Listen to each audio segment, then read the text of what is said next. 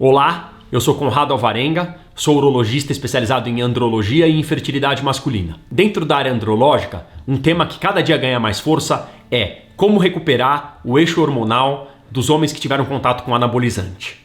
O uso para fins estéticos de esteroides anabolizantes, a cada dia que passa, é mais frequente.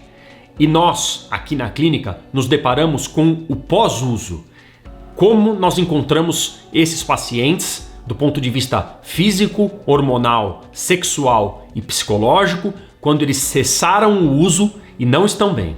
Esses homens, quando nos procuram inicialmente, apresentam uma endocrinopatia conhecida como hipogonadismo hipogonadotrófico. Nesse vídeo, nós vamos explicar um pouco mais sobre essa endocrinopatia e como ela está associada à infertilidade masculina. Por que um homem que teve contato com esteroide anabolizante se torna temporariamente ou algumas vezes definitivamente infértil? Vale lembrar que as endocrinopatias são responsáveis por quase 10% dos casos de infertilidade masculina.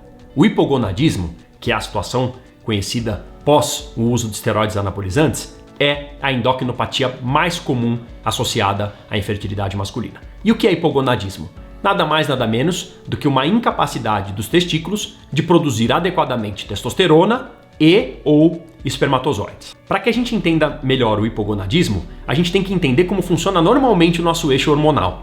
A gente tem que lembrar que a gente tem uma região conhecida como hipotálamo, que estimula uma região conhecida como hipófise e que vai liberar dois hormônios principais que vão estimular os nossos testículos.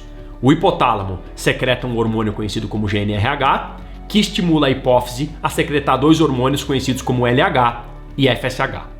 O LH vai estimular as células no testículo, conhecidas como células de Leydig, e o FSH vai estimular as células de Sertoli. Leydig é responsável pela produção de testosterona e Sertoli responsável pela produção de espermatozoides.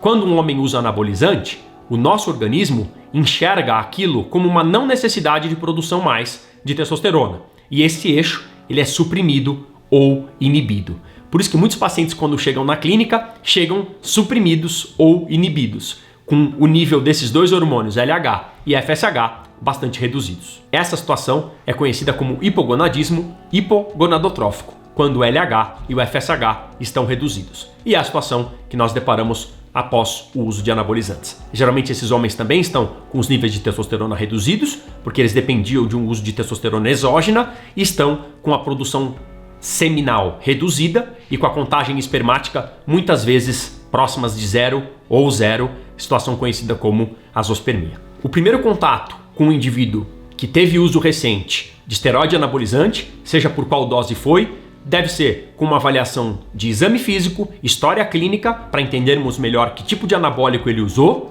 e uma coleta de exames hormonais sanguínea para tentarmos entender como estão os níveis de testosterona, de LH, FSH, estradiol, que é um hormônio feminino, e prolactina.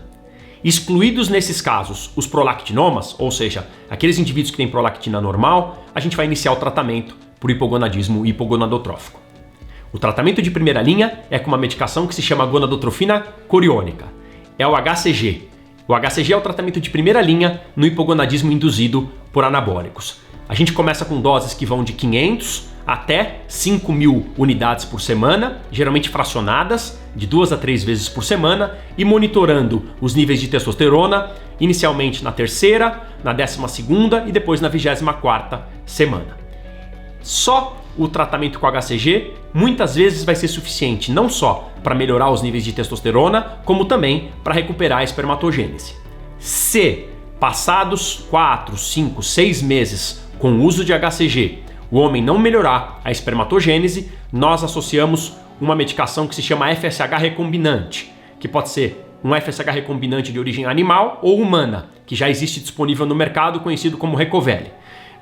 A associação do HCG com o FSH recombinante, em mais de 90% dos casos, vai promover um restauro da produção espermática acima de 5 milhões por ml. Além do HCG, temos o LH recombinante, conhecido como Ovidrel, e existem outras combinações de LH junto com FSH, uma delas é conhecida como Menopur.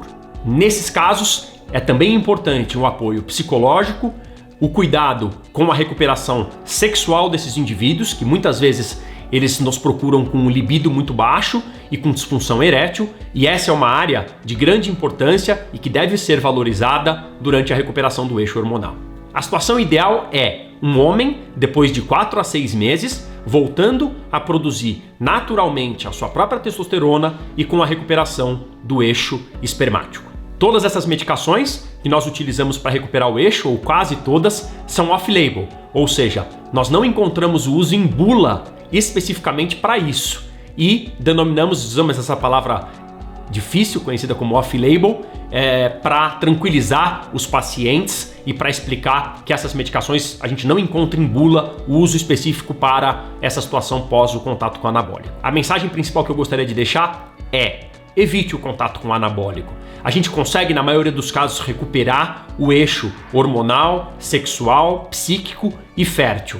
Mas há inúmeros relatos de literatura de efeitos permanentes, de fibrose testicular, atrofia testicular e hipogonadismo permanente e dependência do uso de medicações para sempre.